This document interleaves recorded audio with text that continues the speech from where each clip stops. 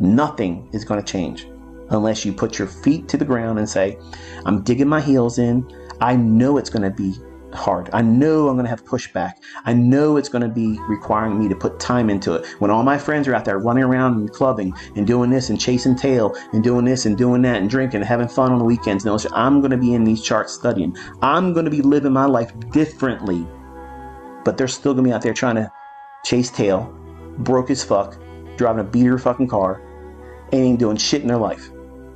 And you'll be able to pull down annual fucking salaries on a week. You can't even imagine where you're going to be. You can't even imagine it. Whatever you think is your level of success, it's not big enough. It's not big enough. You have no idea when you strip all these limitations that you put on yourself. You shackle yourself with your own mindset. You do it.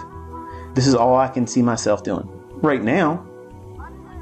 When you start making $100,000 a year, you start thinking to yourself, well, shit, that wasn't all that hard. I thought it was really hard. Well, now I'm going to aim for $500,000. And the attempts that you do that, you get there in less than half the time. And you start thinking, well, shit, they say the first $1 million is the hardest one. I'm about there. Boom, in a couple more months, and then you're there. Then you look back and say, $1 million isn't all that much money. And yeah, it took some effort, but it didn't take as much effort as I thought it was going to take. And then you start making $5 million, $10 million. 15 million, 50 million. And I'm talking in numbers none of you can fucking comprehend, but it is what it is, folks.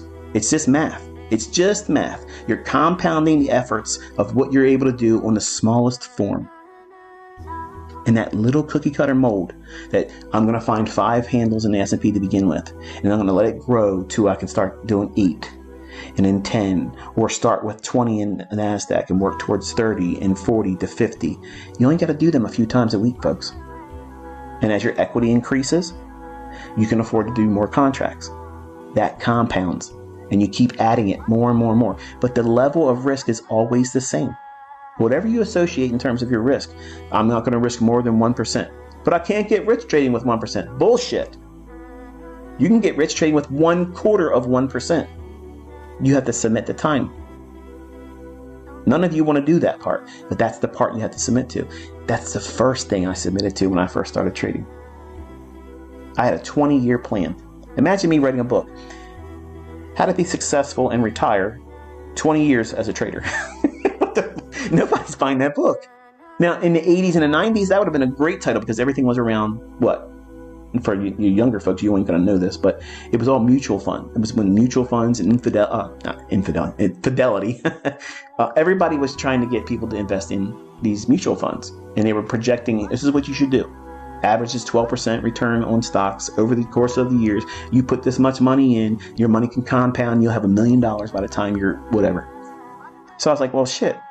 If I can make 12% in a mutual fund a year, what happens if I start making 12% a month?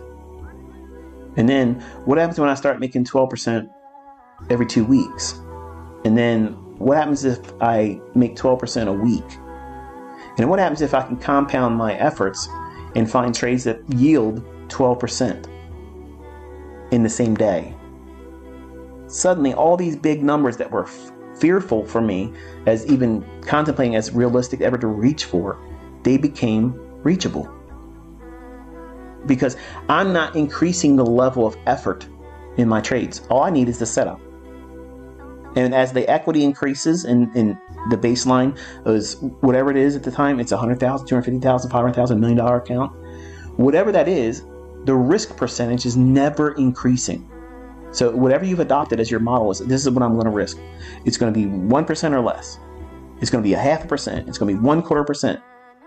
You're trying to tell me you're not satisfied risking 0.25% of $1 million if you have that in your trading. Okay, it's real money, not funded bullshit. It's real money, and you're able to take down a setup that yields 5 to 8 to 10 times what you're risking. Really? You don't think that that's a good living? 50 fucking grand a week. You can't get rich? Oh yeah, you're fucking great. That's rich. You don't know what the fuck you're talking about. You failed math.